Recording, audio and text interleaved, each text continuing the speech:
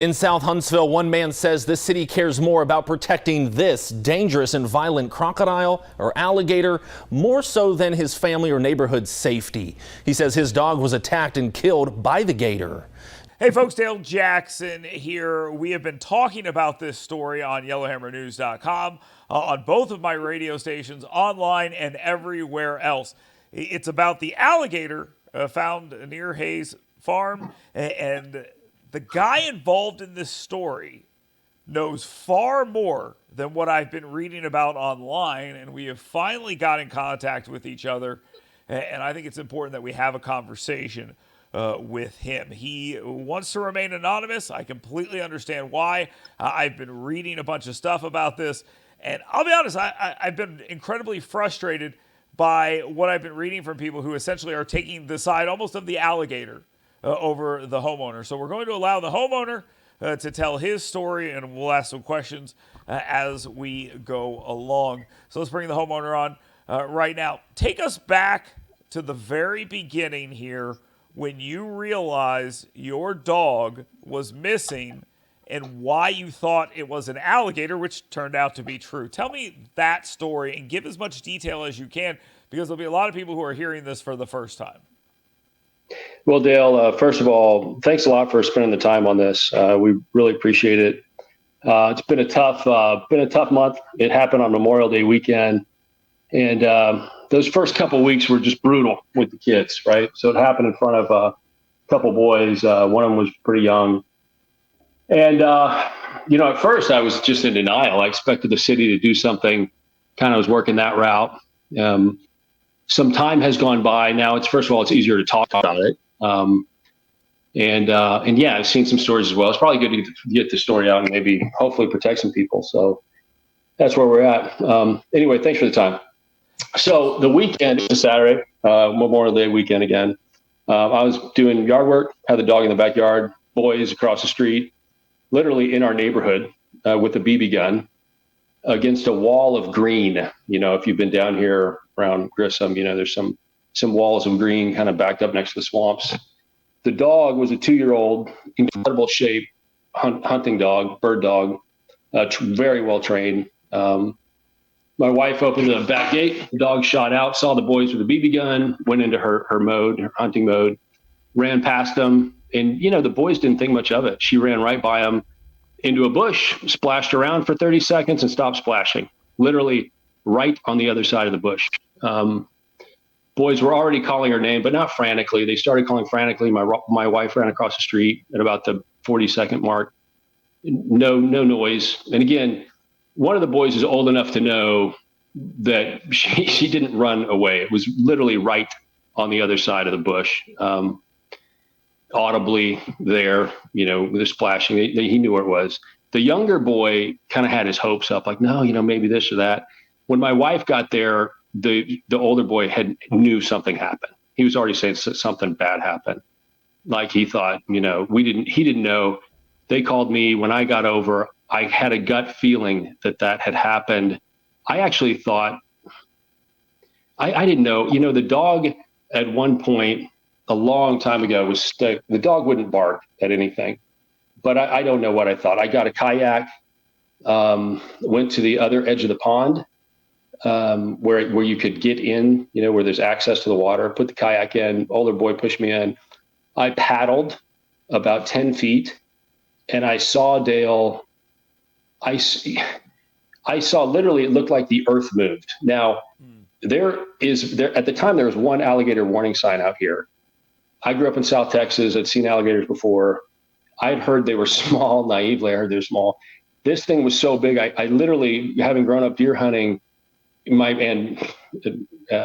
anyway, my brain was thinking, don't exaggerate, right? It can't be that big. There's no freaking way it's that big. So I, as calmly as I could, paddled out, pulled out, bent down on my knee, took a picture of it, good side view shot, and asked my son, I said, how big was that? He's like, Dad, that had to be over 14 feet. I was like, there's no freaking way. Again, I was in denial. Mm-hmm. And at the time, I knew the gator was right at that point. Literally that gator, I saw the gator 15 feet on the other side of the bushes where my sons were. which brought up a few interesting points. Like, I wish I would have known that there's a freaking alligator that big. My sons would not have been standing there shooting a BB gun, obviously. At that point, got out. I called the police. I started calling Fish and Wildlife. That's a hard thing to do on a Saturday, to get anybody to answer the phone, by the way. Police came out. I told them, hey, man, I'm pretty sure my dog was eaten by an alligator right there, and that's kind of how it worked. Now, a couple days later, the next day I had a drone operator come out to look. Let's stop. Hold on. Let's stop right there for a second. So your kids were out there. They were shooting BB guns. They were playing near their house. How far is it from where your house is to where this incident took place? It's literally across the street. I mean, so it's directly behind a home that's being built. Okay. I mean, directly. Right yeah. Okay. Yeah, so the reason I asked that question is because a lot of people are wondering, like, well, were they out in the middle of nowhere? Were they in a park? Were they out in the wilderness? No, this is right off where a home is being built. And that's what I was believing.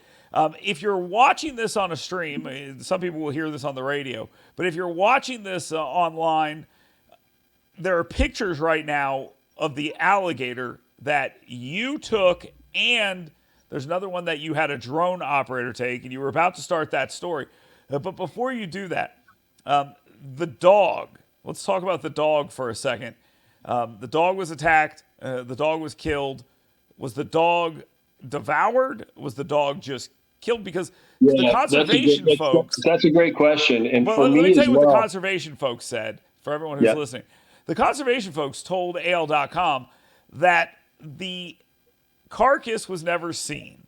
But what they have seen isn't necessarily indicative of an alligator attack. However, that is something that an alligator might do, which sounded weird to me. But tell me what you saw of the dog. Yeah, I've learned so much about alligators in the last month and a half, man. But yeah, we can get back to that later. So it was, I want to say, while I was positive what happened, partially out of hope and partially out of my boy, who was very young, I was in the keep hope alive mode, right? And so we paid a drone operator. He comes out, couldn't find anything definitive. So nothing showed up, but we did. Now, this is the next day. We did get some good eyes on the alligator again, same spot, sitting right there. I showed him, all kinds of flyovers of the alligator, nothing definitive of the carcass. The next day, later that day, I actually had bloodhounds out, paid bloodhounds. Now, while this is going on, by the way, I'm talking to Fish and Wildlife and the game warden. No help at all.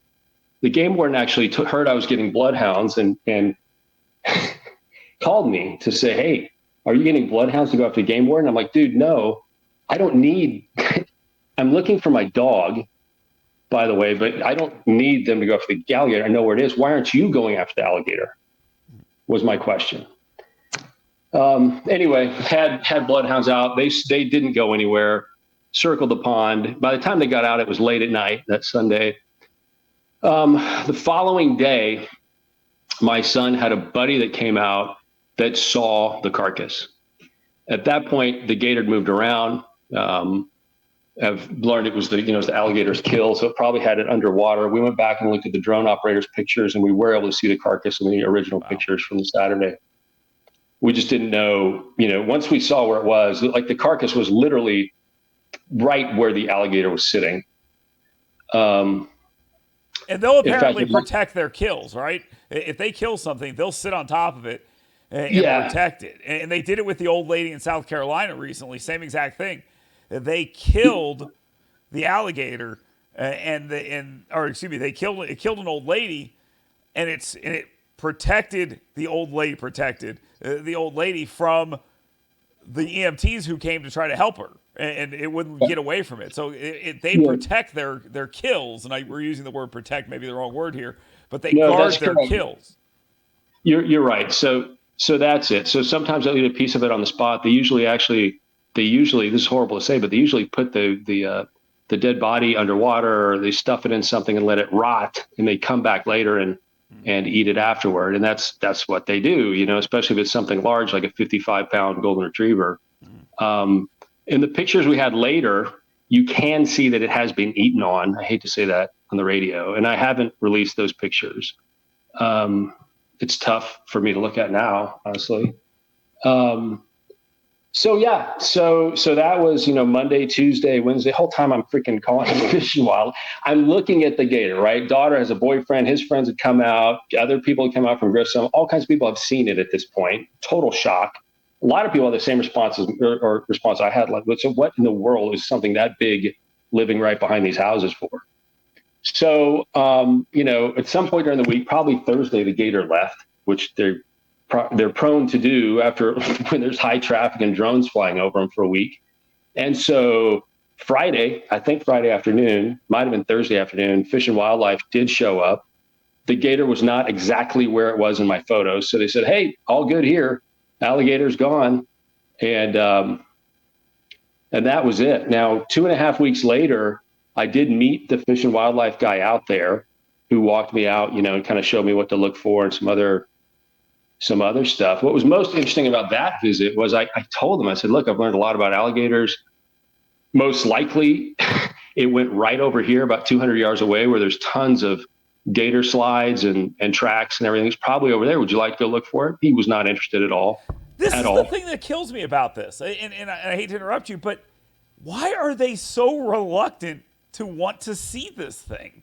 It's almost as if they out of sight, out of mind with the authorities on this, both with the city and with these game officials. They seem to be like, if we don't see it, it's not our problem. Is that how you take this?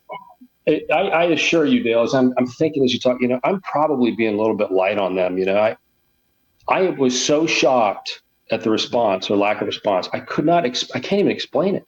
From the game warden, everyone at Fish and Wildlife, everyone I spoke with was, oh yeah, just stay away from them. It'll be fine. I'm like, what are you talking about? By the way, what I've really learned in this process, so I've been in touch with not just gator hunters in Louisiana, Florida, but guys that train bird dogs, right? So now I'm looking for another dog. And the guys in Louisiana, both of them I spoke with, experts, immediately said that gator was going after your boys. Wow. Both of them said that immediately. They said alligators should move away from humans, away from noise. And if your boys were there for 20 minutes before the dog showed up, that gator should have been away. That gator was right on the other side of the bushes. The dog stepped through, splashed around, and was dead. Oh, wow. And one of them said probably the dog might have saved their lives. God, that's terrifying to think about. That is a fact. So, yeah, very little response from those guys. The other thing to think about, Dale, I don't know if you said this on your show or not, but when you think about this, so we have these homes are down here in a former hunting area or, farm/hunting area. Now there's ducks and geese. Everything comes in here. No one's allowed to hunt them for good reason because there's homes here.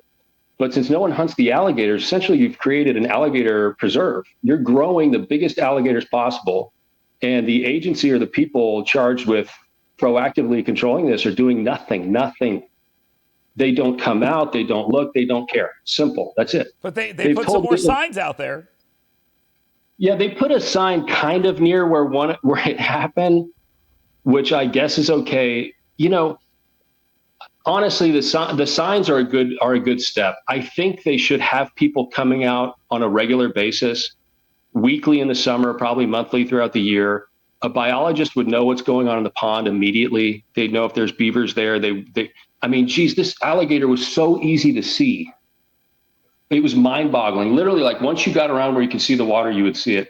And the one picture I sent you, if you know what you're looking for, you see it. Just like when you knew what you were looking for with the dog, you saw the carcass. And as soon as you know what you're looking for, there it is. You see it. And you have these alligator hunters you're talking to, talking about how it was coming after your boys. I'm sure you've relayed this to the people. And they just seem disinterested. Does somebody have to be bitten? Does somebody have to die? Does the alligator have to go after a human being for them to actually care? I think the answer to that is yes.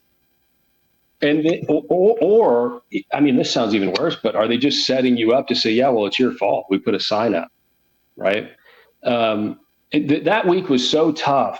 I kind of had the feeling that happened because the dog would not bark. It's not, a real bird dog, but I think she saw it and just went right after it. And that was it. But it was even harder to handle thinking if it was my youngest one, who that thing was probably there checking them out. So the city essentially has an alligator preserve here, and they're getting the biggest alligators possible. We're right next to Redstone Arsenal. They don't hunt alligators there either. I have no idea why. In between the two places is some kind of hunting preserve. I think it's, I should know. But they can't hunt alligators there either. No, you can't. Well, you can't at all in this part of Alabama, which right. The guys in Florida and Louisiana were shocked. When they saw, one of them saw the pictures of the alligator. He's like, dude, that's a $3,000 alligator.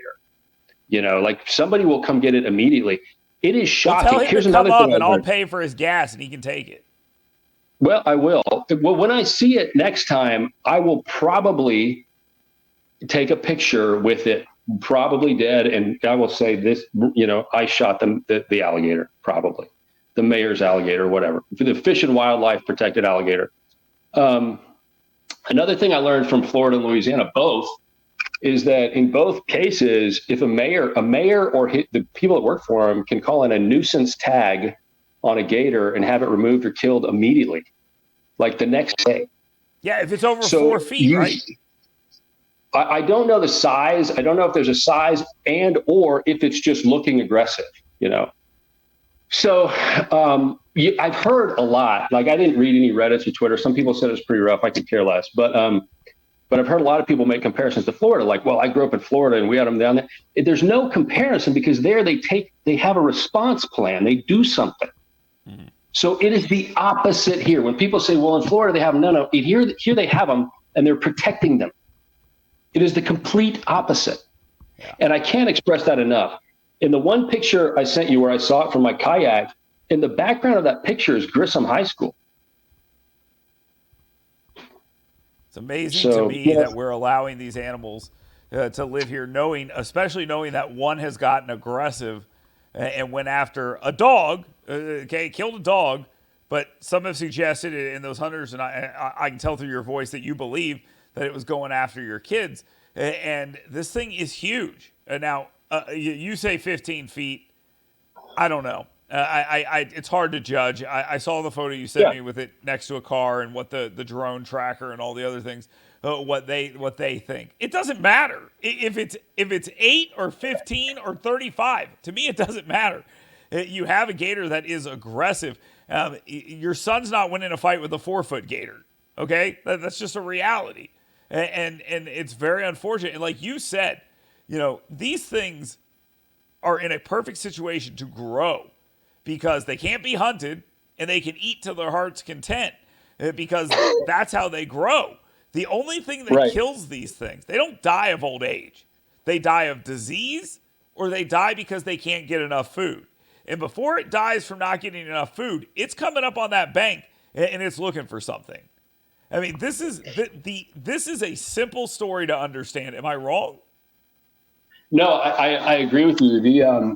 The location too, you know, hunting, it definitely was, I would say it was definitely over there checking the boys out 100%. Now that's a fact. And it, you know, maybe it was going after them. Probably the guys I talked to said immediately, now they are experienced alligator hunters. They also bird hunt a lot around alligators. Their perception was it should have ran when your boys stood there shooting a BB gun. It should have moved to the other side of the pond. It should not have been there checking them out. So I have to believe them. You're exactly right. So about the alligator preserve the city's running, imagine all the ducks and geese that just sit here, again, with no one even popping off a shotgun at all. And the alligators just sit there and no one can see in most of the ponds either, you know.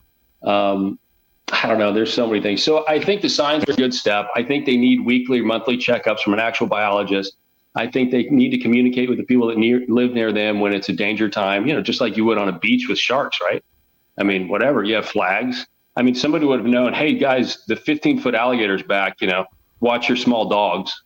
And that's it. And again, it wasn't like this was 100 yards away or a stray dog or we're in the middle of even a park. This literally was behind a home being constructed, behind a row of homes. So those pictures I took, I'll send you some other ones where you kind of I'll back up, it's high enough to see the whole pond. And you'll be, it's literally like homes built in a zoo is literally what it looks like. I mean, like there's no way that's real. The thing that blows me the most away about this is it almost sounds like you're being deterred from looking into this. Have the game wardens or whoever, the authorities, have they expressed to you any, I'm not going to say a threat, but have they told you, hey, you better not do anything to this alligator? Oh, absolutely. From the first time I called, I was told to leave it alone, stay away from it. My conversation with the game warden went that direction very quickly because I said I would. I'm asking more specifically, did they say, do not kill this thing? 100%. Okay. 100%. In fact, that was the conversation because I said I will kill it. And I was told you'll violate this, and this. It's a federal crime. It's protected, which is not true. They're not hunted here, which means there's no tags here. But, just like you need a tag to shoot a deer, right? I mean, there's literally no, anyway, yeah, it was 100%. Do not shoot it. Don't do this, blah, blah, blah. It is a protected thing here. They are protecting them. There is no doubt in my mind. And the lack of interest in finding it, again, there was a conversation. Hey, dude, it's probably right over there. I just saw a bunch of fresh slides and tracks. They were huge, by the way, over 3 feet wide, practically. Yeah, you want to go look? Nope. Amazing. So Amazing. That's it. And I had a conversation today with the city councilwoman who oversees that area, and she's like, "There's snakes in there too, and they kill people." And I'm just like, "Yikes!" Maybe she didn't say kill people, but they bite people. And I'm just like, that's not really the point here. We have this situation developing, and it's almost like we don't want to believe it's happening. Now, look, and what you ran into on social media was a bunch of people who hate development. Okay, these are the people who hate development, and we shouldn't be growing it. We shouldn't be building in these areas. These are their areas. We're the interlopers. Well, tough shit. I'm the apex predator here. And that's how this works. We're going to build on top of you, and you're going to like it. And now you can be mad about it all you want, and then we'll kill you. And that's basically how this is going to go. I don't want to hear about how it's their land and all this other stuff. I don't buy it with Native Americans, and I don't buy it with alligators. Okay, the world is about conquering, and the conquerors make the rules. We don't allow them to come back in and kill as a response. I think that is nuts. And it seems like that's where this is all heading. And the neckbeards and whatnot on social media are essentially blaming your kids. There were people saying, oh, what were they shooting those BB guns at? As if even if they were shooting the alligator with BB guns, which they were not. That's still not a death sentence. And you don't excuse a wild animal doing wild things and accept that. Yes, it happens. It's going to do that. But then you react to it because you're the apex predator. Yeah, I would. They have a somewhat of a point there, but I totally disagree with them with the whole hunting, non-hunting. Before there were homes here, there were hunters here, and there were people shooting birds, and there was a lot of action going on. So what we've done is we've gotten rid of that, and we've put homes here. So it's kind of a mix of the worst of both, right? So now you have people here that no one walks around with a gun, right? 20 years ago, the people that own this land, I guarantee you, they would have shot at that alligator, 100%. But you make a good point. Those naysayers are extreme. Yeah, they're naive in saying, "Oh, they were never." No, bull crap. They were told. What's happened now is they're protected. And even 20 or 30 years ago on Redstone, I guarantee you they would shoot them. Well, they wouldn't have to shoot him. They would not have to shoot him in this situation because they would shoot the other things that were there, and these things would get the hell out of Dodge. And that's exactly right. That's what even draws them out here, right? Is all the ducks and geese sitting around in those ponds, and the cowbirds and everything else. And there's nothing. There's nothing. I mean, even a noisemaker out there, like a freaking bird, a scarecrow, boom, every now and then that would drive people crazy. But I mean, even once a week would do something. But I lean on. It's pretty wild that this is the reaction here. So, what do you think is going to happen if nothing is done? I mean, the signs are nice, and you seem to be very pro-sign. And okay, I'll defer to you on that. Well, what happens if they don't? Stupid. I think the signs are an excuse. Like I said earlier, if I wasn't clear, I believe the signs are just a way to blame people if they get bit. Signs are one thing. That's great. You need a proactive approach. It's normal. Science in a spot like this, you would have somebody coming out, observing what's going on, watching what's going on, counting the beaver population. Like, why aren't they doing that? Now, If they're telling us it's in defense of the city council, Jenny Robinson also said that she wants to get the guy who does the population counts and stuff at Wheeler Wildlife Preserve over here to find out what's going on. That's fine. 100%. Yeah, that's fine. But you're just counting the killers at that point, and I don't think that's enough. And I understand you want to do that, but you've got a prehistoric killing machine. You need an armored prehistoric killing machine running around in this neighborhood, and eventually something bad is going to happen, and something bad has already happened. Something worse is going to happen. Now, you have asked for what? What exactly do you want? If you had to ask as the father of these two kids, as the owner of the dog, what do you want? Well, I think we've hit on everything. So okay, great. Letting people know. My first question, which we haven't talked about at all, is like, if you are the city and you're going to run an alligator preserve, which they've decided to go that route, you need to let the home buyers know we are not moving the alligators. We do not hunt alligators. Like, I wish I would have known before I moved in that there literally is no response and no control if they're going to go that route, right? Because that's where we're at now. If they're not, then they need the Florida approach where you can tag it, move it, kill it the next day. Number one. Number two, longer term fix, but we need gator tags here. They should be hunting them on Redstone. They should be hunting them on this hunting strip right next to our neighborhood. Why are there not gator tags there? That's my biggest concern, Do you think, and that would be great. Do you think that their fear is let's say they pull this alligator out, do they fear that they're going to get phone calls over there by Edgewater? Do they feel like they're going to get phone calls all up and down Zert Road and all over this area saying there's a nuisance alligator here too, come and get it? Are they just trying to avoid doing that because of what that could potentially do to new construction, what that could do? Why do you think they're so averse to going down that path? But I honestly have no idea. To me, a lot of the people I spoke with on the phone, honestly, Dale, I think it was just a bureaucratic inertia of not wanting to do anything. I don't know if there's much of a thought behind it. There might be some of, hey, this is a tax base we're rolling in. I think most of it, though, is just people not wanting to work, number one. Number two, I do think in Fish and Wildlife, there was a very protectionist angle there. And that's just, all the people I talked to, I was just shocked that there was no one saying, holy crap, that's huge, let's come get it, Yeah. No, it was the opposite. It was, oh, you'll be fine. Dude, listen to this, Dale.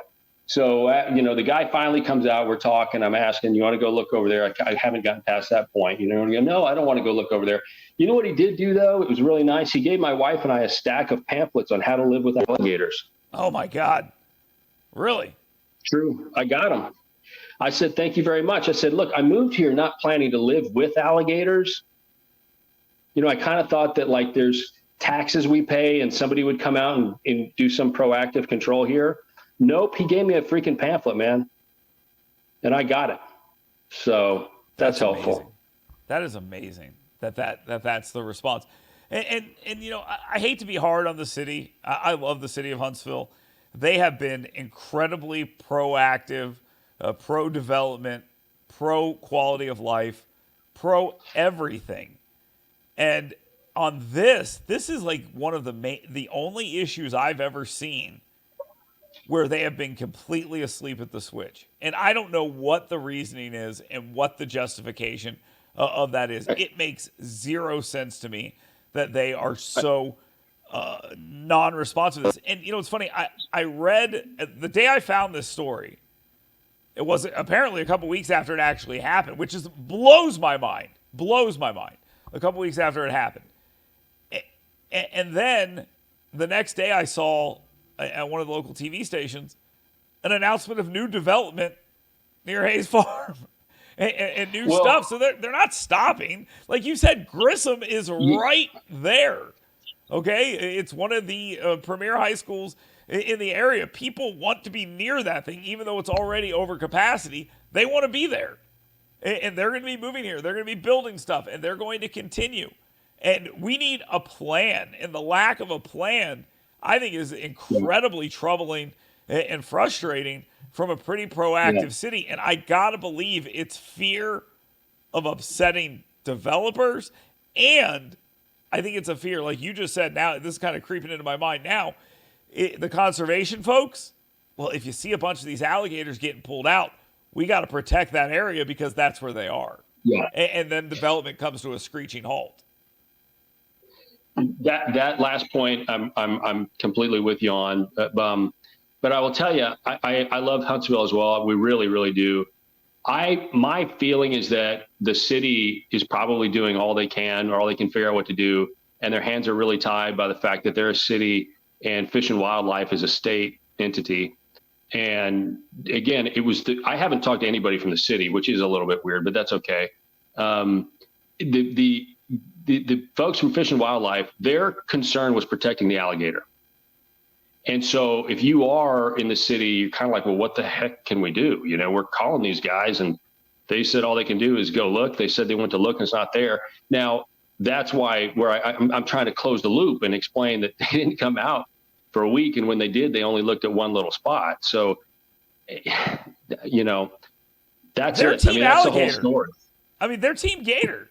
I mean, they're not Team Citizen right now. They're Team Gator. I mean, I just think that's 100%. pretty obvious. And maybe it's through laziness or just because bureaucracy is what bureaucracy is. They're Team Alligator. And to me, that's pretty clear. These photos that are being shown right now on this video, these are photos you took. I want to go back to the drone here real quick before we end this. You hired a guy to bring a drone in here and show how big this alligator is from overhead. One, talk to me about that process real quick. And were there any other alligators found? No, we didn't see any other alligators with that search. And Dale, you know, I had seen the alligator. I had seen it. And I took a picture. I wanted more pictures, but the drone I brought out really to close the case on the dog, and I wanted some proof. And I also, this sounds a little rough, but like I said, I was keeping the hope alive for my son, you know, and that's what that was about, as well as the bloodhounds. You know, we brought them out the next night and the next night. And then that day is when we got a good shot of the carcass. We went back at the original pictures. It's like, oh my God, it's right there by the alligator. And we just didn't know what to look for. But drone operator was great, real professional, amazing capabilities with his drone. The pictures you're looking at are zoomed in, but I have 50 gigabytes of video of that stupid pond. So that's the story. It is incredibly frustrating. I know it's frustrating for you. Look, I'll be honest. I get razzed a lot. I went to the University of Florida. I'm a Florida Gator. I am very afraid of alligators to the point of irrationality. And I've acknowledged this on the radio a lot, although I don't know how irrational it is. They are armored prehistoric killing machines after all. I had a run-in with like a 4-foot gator. I mean, that when I was like 8. That's why I'm scared of them. But it just, you know, I was showing my son pictures today of this, and he was like mesmerized. And I was like, you know, these things are like killing machines, right? I'm like having to explain to him what they are because kids don't understand. When they, and look, if they come face to face with this thing, he's going to know it instantly that it is something that he needs to be afraid of. But the way he talked about it was like, I'm almost like, Are you suggesting that this is cool and this is something you want to see? Because I will tell you right now, it's not. And then I showed him a picture of an alligator ripping a zebra's face off. Not intentionally, but I was trying to show him the alligator attacking something. And the very first picture was a zebra being ripped from the face to the bone. You could see the exposed bone. And it's just, the point is this. These things are monsters. Okay, I'm not suggesting they're mean and they have intentions and things like this. They're prehistoric killing machines. That's what they are. And we have to be honest about it and understand that nobody wants this around their kids. If you kill this thing and a prosecutor were to charge you, I don't know what would happen. I think people would lose their ever-loving mind. So I don't foresee that happening.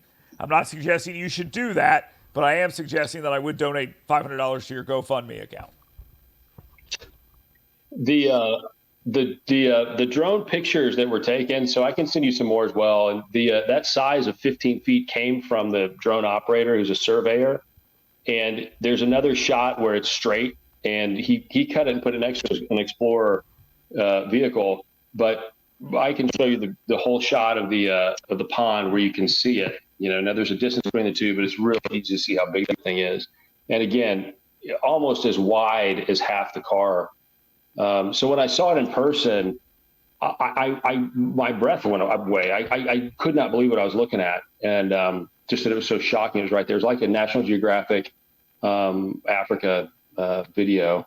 Yeah, no, it's terrifying. It's terrifying. All of this is terrifying because this thing right now is near where you're sitting and where we're having this conversation.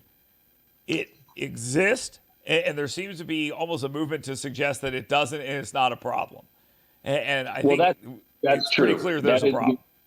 Yeah, the movement to say there's not a problem that's almost a quote verbatim of half a dozen people I talked to on the phone that first week, which was a horrible week, by the way. I can't even explain how bad it was after that happened. It's right over there by my freaking house. But yeah, that's what I got from everybody. It's not a problem. No, it's not a problem here. I'm like, what is going? And at the same time, you'd hear from the other side of, yeah, well, it's like Florida. They're there all the time. Like, it's not like Florida. There's no proactive approach here. They're not coming to get it, so it was pretty rough. But how frustrating for you. I hate it for you. I think the city needs to be more proactive on this. I appreciate you bringing this to light. I appreciate you talking with us. I have a feeling more people are going to be reaching out to you. And look, I think your intention to stay anonymous is understandable, especially considering how people react in today's day and age. But I think you're going to have people wanting to talk to you about this over the next couple of days, and hopefully you're willing to. I think it's important. I am 100% on your side. Please keep me posted on this. I want to learn more about what they're going to do about this and when they're going to deal with it. I'm going to go to the city council meeting and talk to them. I told you, if you write me a statement, I will read it from you, and I will gladly deliver that message. So please do that for me, and I will do that tomorrow. This is an important story that needs more attention. I'm glad I can bring it to it. Thank you so much for being here. I'll give you the last word on this. You tell everyone listening and watching what it is you want out of this. No, Dale, again, thanks a lot for your time on this. I think you mentioned the first news story you saw was a couple of weeks after it happened. That was definitely my doing. I was working and trying my best to not make a big deal out of this. It was very hard on my kids. It was rough, and I wanted to keep the story as low profile as possible. And it wasn't until I realized that nothing at all was being done. And in fact, I was running into roadblocks and denial from those in charge, especially Fish and Wildlife. So you're getting the story out is a big push in the right direction. And again, what I'd like to see, signs are great. I'd like proactive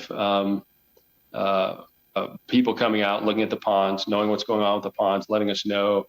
I'd like to see the hunting for alligators extended to include this part of Alabama, and definitely Redstone Arsenal.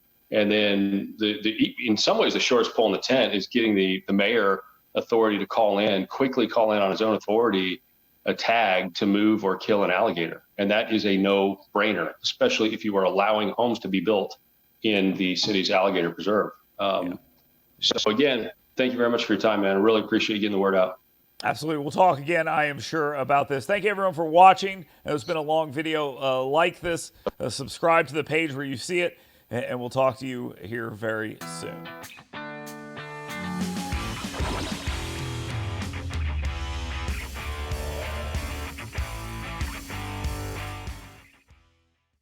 WVNN is the only radio station of relevance in North Alabama, with the most live and local talk you'll find anywhere. Start your day with the Dale Jackson Show every morning at 5 a.m., followed by the Yeffy program at 9.